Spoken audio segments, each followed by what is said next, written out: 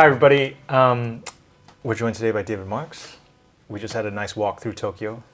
Thank you, Dave, for showing us some of your favorite spots in Jimbocho and also Ochanomizu. Yep. Man, that was cool. That was a fun walk until we got stuck in the rain. A lot of rain. A lot of rain. Yeah. A lot of rain. But I thought it'd be nice to get a little bit of time with you and hear more about your story. All right. So, like your career so far, stuff you're working on right now. Can you please let us know what you're up to? Sure. So I was born in Oklahoma, which you can tell already, and grew up mostly in Florida, and then moved to Japan after college in 2003. So I've been here about 19 years, and I was very into kind of Japanese culture, fashion, music, writing a bunch of stuff about that for a very long time. And one of the things I was writing about is kind of the history of Japanese fashion. I tried to do a book in like 2008 or so that was going to be like a history of youth fashion in Japan. Because I had done my undergraduate thesis on bathing ape and streetwear, so I knew some of the background, but I wanted to kind of write that out. And I couldn't really get it going, but I had done some of the research. And then about 2010 or 11, Take Ivy came out, the book, the photo book from 1965. They did the English version. It sold really well. There was all these blogs that popped up about Ivy style. And so I realized that some of the things I knew about Japanese Ivy style were actually, people were interested in it. I felt like it was just trivia and nobody cared. But I started writing online about that and got pretty good feedback. So from there, kind of was thinking about it for quite a bit. And then around 2013 was able to pitch a book that I said, let me write a history of Japanese Ivy style. And the publisher said, it's really narrow. Why don't you do it about jeans and kind of everything? And I knew some of that story, and I knew I didn't know some of it. So I realized as I looked into it that it all kind of flowed into one story, that they were all these people, they were all kind of connected. And so I ended up writing the book in 2013, 2014, and it came out in 2015 as Ametora, How Japan Saved American Style. So that was my first book after writing, freelance for a really long time. And Ametora was huge. Like, you reprinted it multiple times too, right? I mean, it was a very slow burn, because when it came out, I think the initial set of reviews were good, but it didn't seem like anyone was reading it. And it was like, okay, that was cool, but I didn't really know where it was going. And then it kind of picked up, and then in Japan, they published it in 2017, and we had actually serialized it in Popeye magazine. So every month we did kind of one bit of one chapter, and ran that for a while. They did Glenn O'Brien's How to Be a Man, and then they did Ametora, which was pretty cool. And then it came out in Japan and did extremely well, and I think that kind of started a feedback loop. And from there, we're now on the 7th printing in Japan, and then in China they're on the 5th printing. Wow. We've sold more copies in mainland China than anywhere. Wow. And it came out in Korea a couple years ago, which was a surprise as well. So it has done very well. I mean, when I wrote it, and I described it to one of my former colleagues who's like into Japanese stuff, I was like, I wrote this book about the history of American fashion in Japan, and I was very excited. And he was like, the 3 people interested in that are going to love this book. And so that was kind of my expectation level, was just no one's going to read it. Like, I was really passionate about it, but at the time that's just the way I thought about things. I grew up loving stuff that would be called cult classics, in the sense of maybe it wasn't for everybody, but the people who got into it loved it. And I think the book has turned into a cult thing and then kind of went beyond that. And I've been extremely happy about that. So I've done a lot kind of with Ametora. I've worked with all these brands like Grand Seiko and Levi's and Uniqlo, as an auxiliary to the book. And now I have a new book coming out in August from Viking in the US called Status and Culture, and it's a much more broad look. So it's not about Japan. It's not just about menswear, although I think I learned a lot about these things from menswear. But it's more or less like how culture works. What is it doing? What is culture? How do you get a bunch of people to all do the same thing? And I couldn't figure that out. I've been thinking about that for my entire life, basically. Why do people all like the same things at the same time? And I couldn't quite get it, and then I figured out a secret, which is it's all status. Yeah. And status, I was like, great, I'll just go read the one book about status, and then I'll figure that out and write about culture. And then I realized there isn't really a good book about status. Yeah. So I had to write the book about status and write the book about culture kind Yeah. of together. And the more I wrote about taste and art and identity and all these things, I just realized they weave together perfectly. So that I've been working on for the last almost 5 years. Yeah. Probably, hardcore writing over the last 2 years, but I've been reading it and kind of thinking about it for at least the last 5. And that's coming out in August, and now I got to start new books. I mean, I'm really excited for your new book, and we've had many conversations over the years about this book, and you rewrote it a bunch of times too. Like you were bringing together so many disparate ideas, but the way and the order you were presenting them kind of had to evolve. And I think every time you rewrote it, it was very much for the better too. Yeah, it's a really hard thing because when you think about culture, it's a 3-dimensional model. Like, I don't want to be too pretentious about it, but it's like things connect in multiple ways. Mm-hmm. And so you have to unfurl all of that and figure out a linear way to explain it. Mm. Because a book, you have to go chapter 1, chapter 2, chapter 3. Yeah. So with Ametora, and you write a history, it's really easy because you just say, you start with 1910, and then you go to 1920, and then you go to 1930, and you just move through history.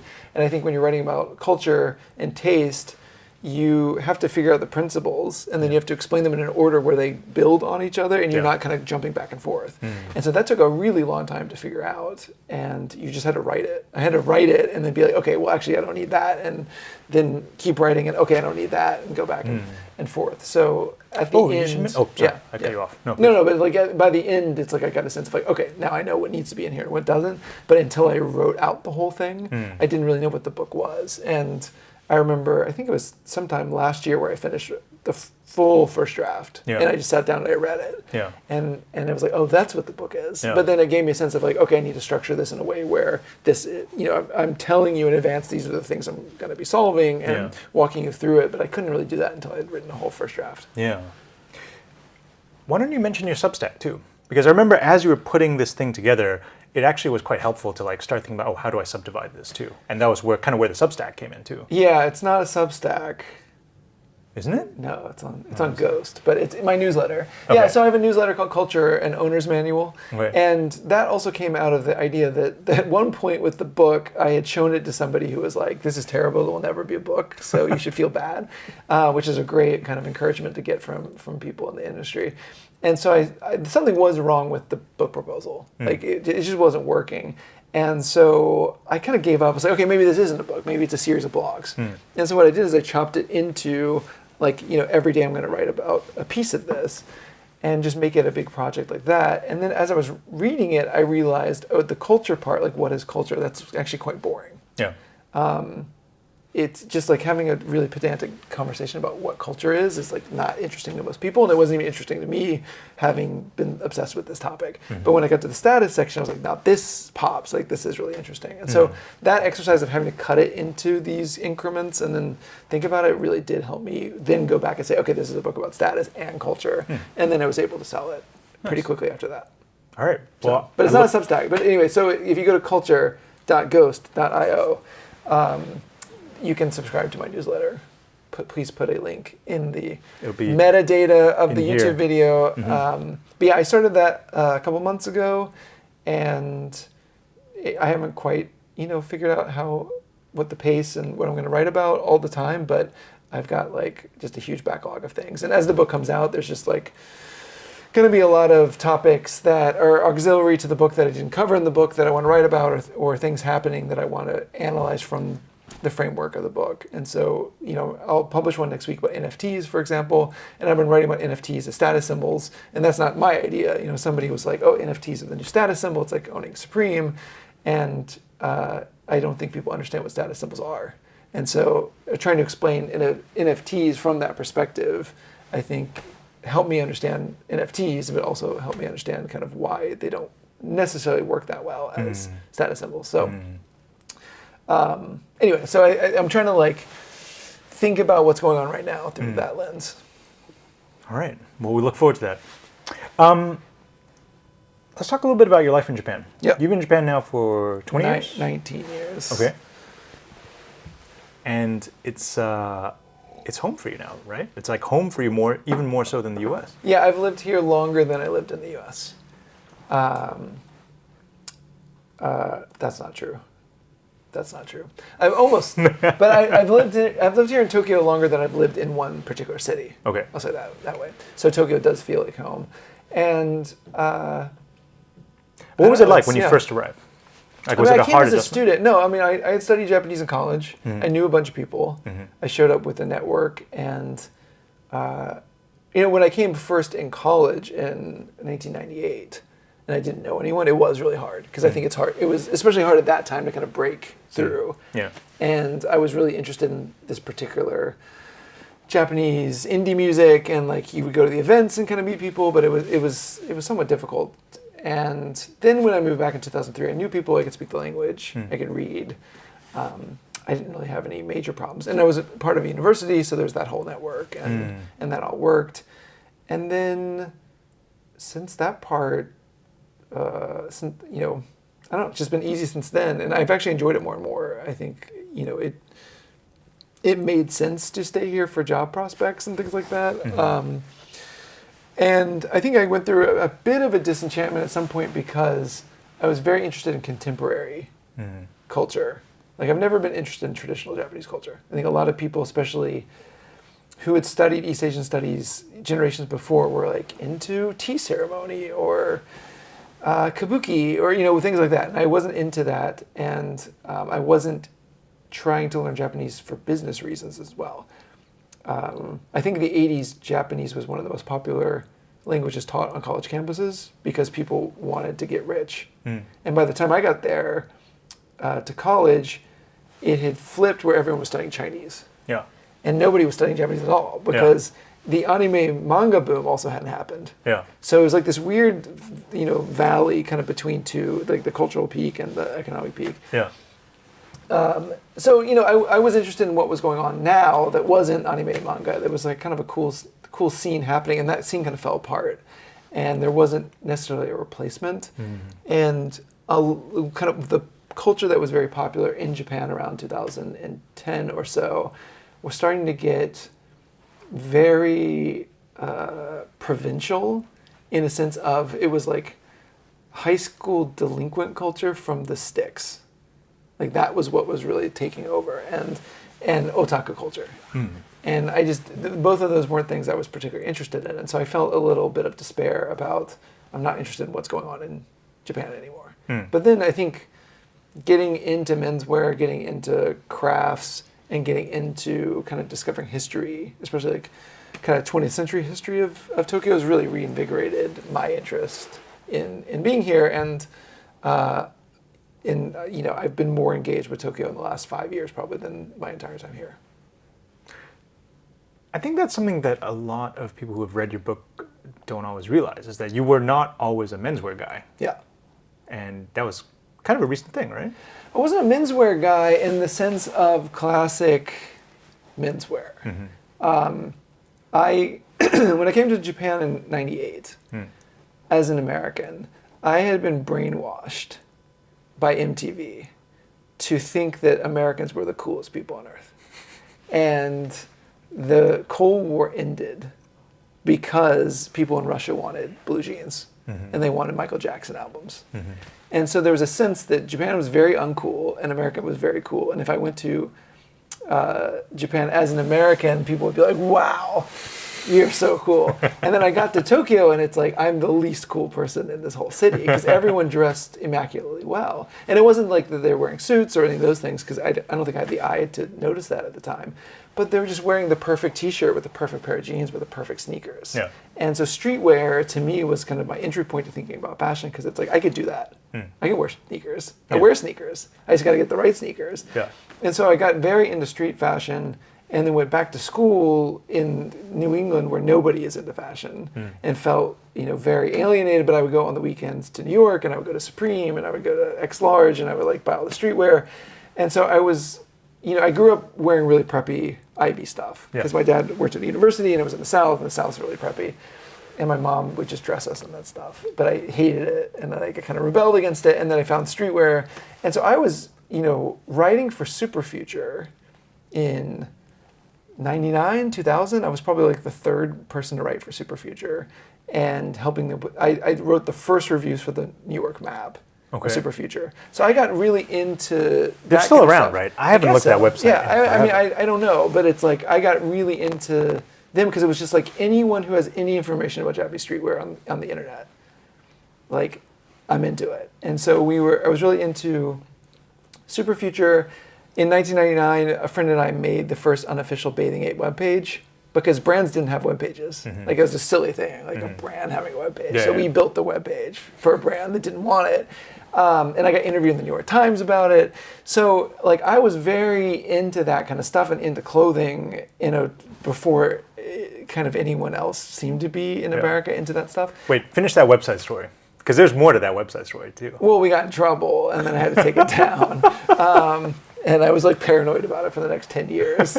But yeah, so, I wrote for Superfuture, and then I was writing about this kind of stuff for Tokion, which is the magazine I worked for, and The Fader, and Nylon.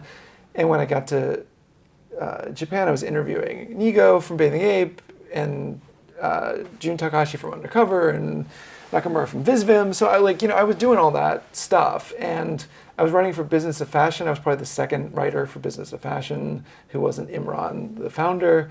So I think when the menswear world came up, I had been, not in that world. And I didn't know any of those people. But I had been writing about fashion for probably 10 years before that.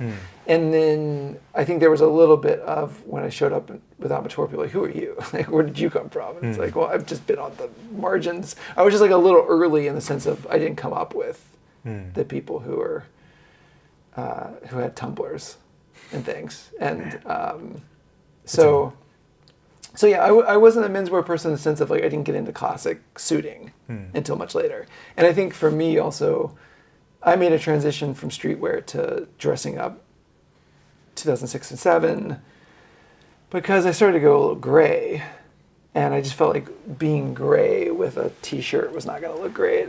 And so I just started drifting back into kind of dressing up, and I think that first was brands like APC from France, but then I think when Tom Brown came up, it was kind of like, oh, this Ivy stuff is cool again. I knew just all of his style and Brooks Brothers and all of that. I owned all those ties. Yeah. I owned all that clothes. And it was suddenly it kind of came full circle for you because you're saying your mom used to dress you that too. So it wasn't when I saw that, it was like, oh, Ivy. I was like, this is fashion, because I just never had connected that in my head.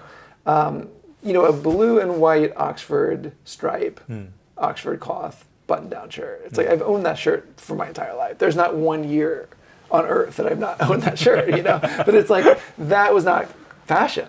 Yeah. There was nothing about that was fashion. That was just clothing you wore to church or whatever. Yeah. So for suddenly it's you open a Japanese fashion magazine, it was okay, to be hip, you got to wear an Oxford stripe, blue and white shirt.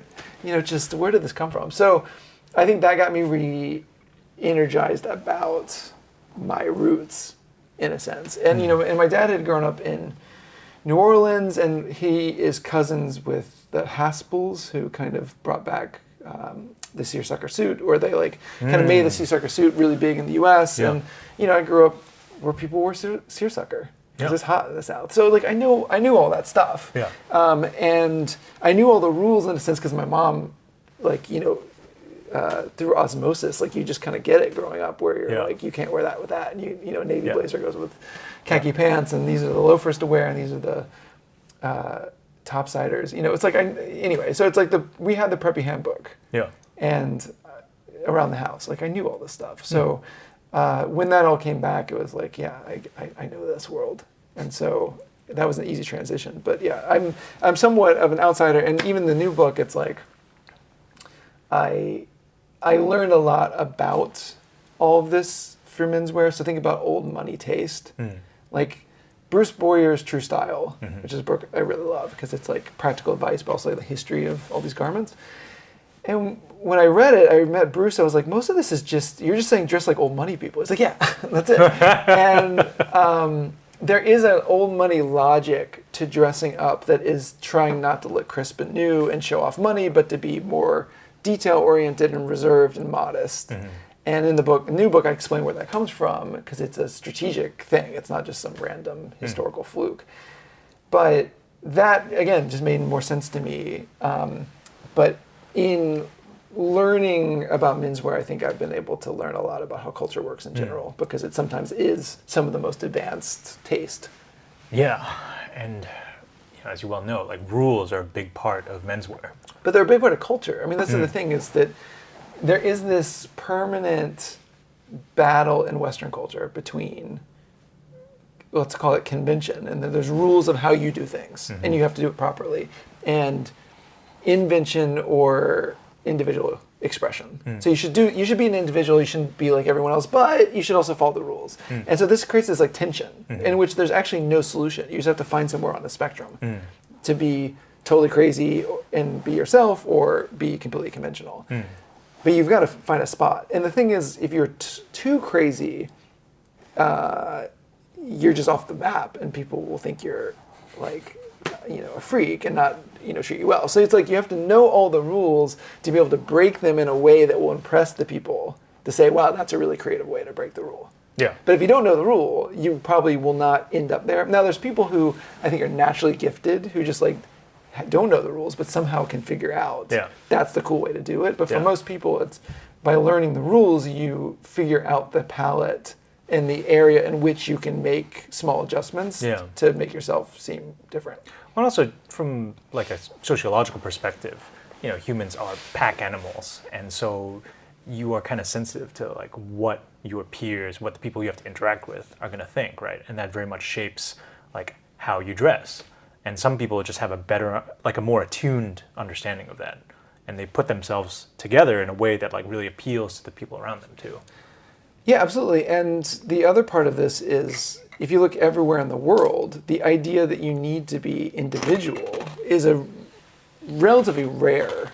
So the general sense of like human beings is most definitely that people imitate, and there is actually no need to be distinctive. And this idea that everyone has to be distinctive is this very Western culture idea that comes out of more or less the democratization of aristocratic principles. Because aristocrats, in that old order of aristocrats and bourgeois and the people and like things flowing from the top to the bottom, that requires people at the top to be imitated, but they're not imitating anyone else. They have to be different. And so that has kind of trickled down to where we all have that pressure on us now for no good reason. But I think the basic human experience is that you look like the people you're in a group with. And if you're going to be in a group with people who dress well, you got to dress well. I mean, that's pretty simple. But also, if you're in a group with people who all have to dress well but not cookie cutter, then you all have to dress slightly different from each other.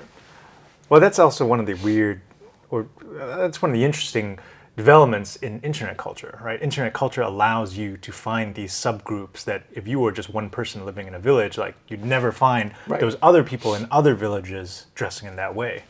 And I think it's a nice thing, I think it definitely causes some issues. It's like some social issues, but I think it's nice that people do find their family, quote unquote, their adopted family. Yeah, I agree. I think the difference though is that culture used to be organic in the sense of it was a set of rules that showed up among particular groups in particular geographies of particular classes, more or less. And so Ivy League style is a perfect example, which is that there was never a manual of like, here's how to dress Ivy League. And it was just a bunch of people going to these colleges, dressing a certain way. They were all dressing down, like casually compared to whatever the like business style was, but they were all going to the same shops. I forget if it's Bruce or someone else who had written about, going to college in the 60s where you went to the campus store, you got one white Oxford, you got one blue Oxford, you got one suit in charcoal, you got one tweed jacket, you got one navy blazer, and you were done, a bunch of ties. And that culture developed there, and there wasn't, again, a manual and there wasn't a rule book. It just developed. But now, if you look at the Japanese adoption of it, which I think is now how everyone kind of adopts it is there is a set of rules. Like to dress Ivy, you got to dress do. Yeah. And that, people have written out. And so if you're somewhere else in the world, you can live that way. You can dress that way, but you're not part of that culture in the sense of it's not an organic experience for you. And that's not to say it's good or bad, but it has changed culture because culture isn't just something that bubbles up naturally. You saying that also reminds me of something I think people forget very often is that clothing used to be really expensive. Right. I mean, if you were to go back 300 years, clothing is one of your most important possessions, and you have special storage for it, and you just don't have that much. Right. Whereas we now live in a world where you could almost argue there's too much clothing. Yeah. Right. People can change their clothing too much, and they don't take it as seriously anymore. And I think that when you were in that time where clothing is expensive, there's no impetus to experiment with it. Mm-hmm. You're going to pick something that's as middle of the road as possible, so you know that it's just going to work for you and work for you for a long time. Yeah, and it's funny where there's this kind of menswear peak that people talk about, which is as you're experimenting, you kind of experiment, and then as you mature in your taste, you start wearing the same thing every day. Yeah. And it's my closet is, let's say, 50 shirts, and they're basically all Oxford cloth, and I would say 40 of them are button downs. So I decided a long time ago, that's my shirt, that's what I'm wearing. And maybe I have 7 different whites and 6 different blues, and they're all different, slightly different. But then every once in a while I'll be pink and white stripe, I got to do it. And then I get it and I never wear it because I always wear white and blue. Yeah. Because white and blue are great, you know? And so you end up kind of going back to the same things that actually look good, and at some point the experimentation becomes more difficult. Yeah. But you're right that we do have that option now, which is that it's pretty easy to just get anything. Yeah. David, tell us a little bit more about life in Japan. What do you like about it? Yeah, I mean, what I liked about Japan when I moved here was the contemporary culture, and it was yes, the society can be stifling and really conservative, but hey, there's cool stuff going on. Mm-hmm. And I think since I've been here, the conservatism that was famous for Japan, everything's very rigid, it's kind of gone away. The whole system I learned about in college of this is the Japanese education system, here's the employment system, and they're all related, and you only have one chance, and if you mess up, you mess up. I think that's really gone away, and the economic pressure of just the Japanese economy is incredible, now it's terrible, and what are we going to do? That kind of also went away. And so it's become very mellow.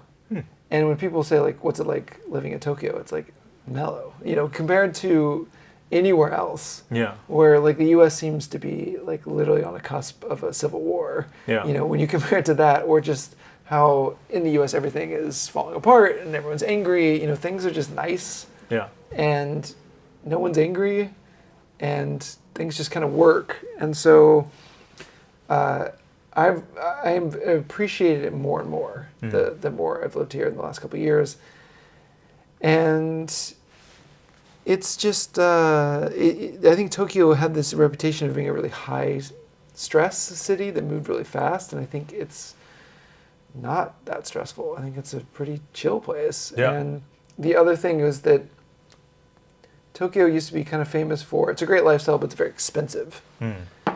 And prices have deflated here for the last 20 years, and they've inflated other places. And so it's not that expensive. It's quite reasonable for the quality of life that you get. So the quality of life is just great. And the quality of food and goods and everything is just fantastic. And again, everyone's polite and nice, and society seems to not be crumbling, and it's not dystopian. Yeah. And it's great. Now, I can't say my experience is the same as everybody, but I think in general, it's just, it does seem to be more chill. I guess to caveat that a little bit, I think Tokyo life's amazing.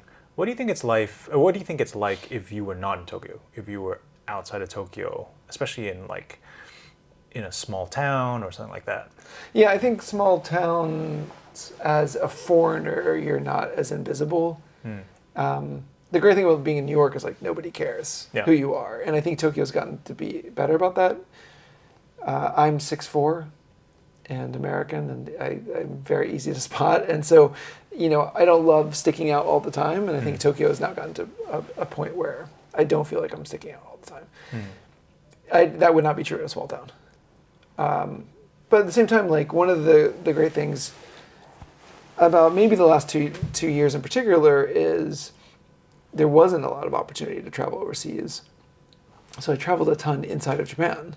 And I think in the last 10, 15 years, I've been able to go all the way to Hokkaido and Okinawa and Kobe and Tohoku and all these different places. And there's so much great stuff. And there's very rarely where I go somewhere in Japan and I'm not interested or impressed or find something cool. So it's all great, and I just the more I live here, the more I like it. It's very, I don't get bored at all, which is surprising. Nice. And is there anything in Japan that you really hope will continue to thrive? Yeah, I do. I worried for a long time that, let's just take Harajuku. And Harajuku was like the youth fashion center of Japan, but probably like the biggest youth fashion neighborhood in the entire world. Like it just goes on and on and on. Yeah. And if you include all fashion, it's like you have Shibuya, you have Harajuku, you have Omotesando, you have Aoyama. Like it just is endless.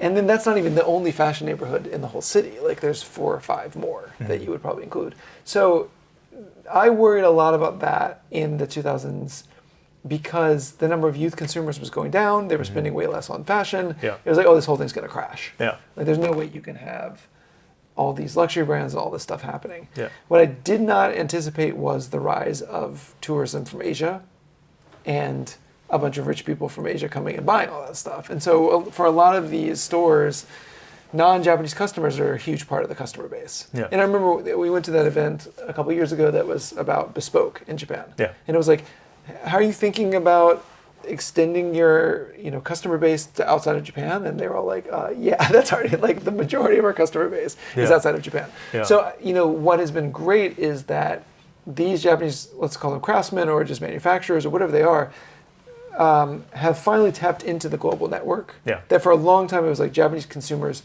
were so rich and so sophisticated they were powering the whole thing. Yeah. And then when that fell apart, it was like, oh, the whole thing's going to collapse. And it didn't because it's now a globalized system. So I think that's great. Yeah. I think the thing I worry about is more on the kind of decrepit side of Japanese culture. So I love teishoku places like set meal places that do tonkatsu, for example. And tonkatsu is not going away. Yeah. But all these mom and pop places that the proprietor is like 70, like they're just not going to be taken over by the kids, and they're going to disappear. So as soon as that proprietor is like, I'm done with this, that's it. Yeah. And I'm seeing that with cafes and bars and restaurants and things like that. So there is this certain zone of quite, very Tokyo, very kind of mid 20th century feeling place, and those are disappearing. Yeah. And I do worry about that. At the same time, when I went to Kobe a couple of years ago, that stuff is thriving in Kobe because that culture is still just part of culture. It's not if you want to go have this retro experience, go to this cafe. It's like it still exists. So the kids took over in those cases. I think outside of Tokyo, the economics just make more sense. In Tokyo, it's very expensive to run a decrepit cafe. Yeah. Right? It only makes sense for the parents. But I think in these other places, because the rent's not so high, the kids can take it over, someone else can take it over, and there seems to be less worry. Or maybe it started a little later, so the proprietor's a little younger. But I do worry, I think that you're going to see a big kind of change in the next 20 years of what is available. But and the thing that I was trying to think about is how to raise awareness in Japan that, hey, this stuff is Japanese culture too. Because here, I do think there's been more recognition of the high tech, and then there's been a lot of recognition of traditional crafts. Like if you want woodworking or tea ceremony, any of that stuff. Again, it's like that layer of Japanese culture will be preserved and protected, but it's that middle layer of kind of Japanese copies of Western stuff that has become Japanese. Not everyone is particularly clear that that's an important thing that's only available in Japan. And so as a foreigner here, you can often say, hey, everyone, did you know that this is not a normal thing? Yeah. Where, people may think like a kisa, a Japanese old school cafe, is actually like, well, of course, you just go anywhere and they have these. It's like, no, there's very specific kisa, like the one we were in today, that's like everything's wooden and green and the coffee's prepared a certain way and the menu's a certain way. I mean, all of that is only Japan. Yeah. And unless there is some sort of effort to protect it as a part of Japanese culture, I think it will just fade away slowly. Yeah. I really hope that sort of stuff sticks around. I think it's super important. And like you said, right, it makes up a big part of Japanese culture. I mean, this goes back to your original interest of just like contemporary Japanese culture. Like contemporary Japanese culture is really interesting, and especially when you were working on it, like when you were researching it, it wasn't something that people were quite so aware of. No, and so take Bathing Ape, which, is now like owned by a Hong Kong company, and now it's, I think, some other company came in. It has nothing to do with Japan in a sense anymore, but it started in Japan. And the way they were selling streetwear at the time was like incredibly innovative and changed the industry and built the industry and made it a global industry by creating t-shirts and sneakers of limited supply, and it influenced Nike and everyone. And so that was happening in real time. And so to be part of that real time and to line up for the stores in real time for 3 hours to buy a t-shirt, that felt really exciting. Yeah. And now it's not necessarily that Japan still is doing the new thing the same way. And when I go to Seoul, for example, I feel like Seoul actually is more on global trend than Tokyo is, often. Like, there'll be a pastrami restaurant or something. There'll just be something in Seoul where it's like someone got the idea immediately from overseas and they built a place and they have it. Yeah. Tokyo's not as good at that anymore. And sometimes it comes after and it feels a little bit lame because it's like, okay, you're just copying this global trend.